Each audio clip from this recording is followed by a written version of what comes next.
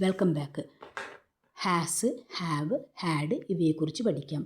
Has, have present പെർഫെക്റ്റിലും had past പെർഫെക്റ്റിലും ഉപയോഗിക്കുന്നു. ഹാസ് പ്രസൻറ്റ് പെർഫെക്റ്റിൽ സിംഗുലറിൻ്റെ കൂടെയും ഹാവ് പ്ലൂറലിൻ്റെ കൂടെയും ഉപയോഗിക്കുന്നു. ഹാഡ് പാസ്റ്റ് പെർഫെക്റ്റിൽ പ്ലൂറലിൻ്റെയും സിംഗുലറിൻ്റെയും കൂടെ ഉപയോഗിക്കുന്നു. കുറച്ച് എക്സാമ്പിൾസ് നോക്കാം. Has, have, had.